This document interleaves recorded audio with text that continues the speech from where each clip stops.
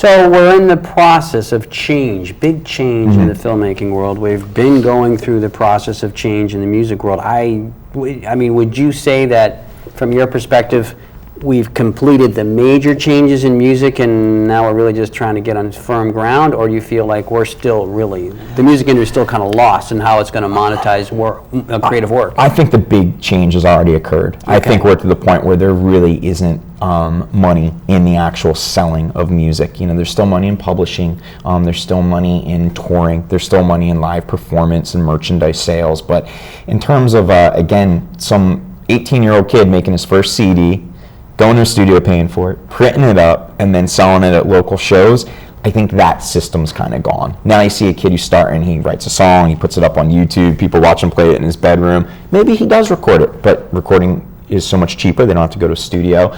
But he puts it online, he puts it on a site like Spotify, and people just listen to it for free, and it takes away the value. It's just simply, if you're not paying for something, you simply don't appreciate its worth as much. You just don't. People don't listen to records from top to bottom anymore. They just, you know, song here, song there. Everybody's so busy, they don't, the attention span has changed dramatically, and I believe that film hasn't figured it out yet. You know, the parallel is film's still a couple years back. They're trying to figure out where is this going to land, but what we're seeing is the birth of video on demand and digital formats. So it used to be if your movie wasn't in a theater, you had no hope, right? You know, no one's going to see your movie. If it didn't make it to the theater, or maybe make it on TV, you got no chance.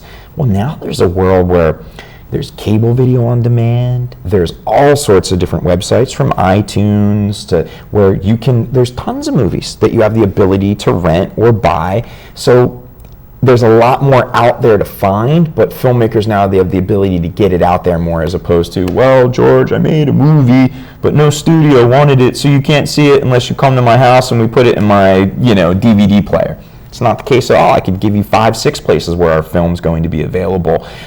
But will people find it without the money behind it, without that old theatrical system? That becomes the big question, and that's what the film industry is trying to figure out. How do we make a movie and put it out on all these neat platforms, but get people to care about it when they're so used to, if it's not a commercial on TV for a film, it is not a film that I am aware of. Right. You know, so it's, the lines are blurred, you know. Right.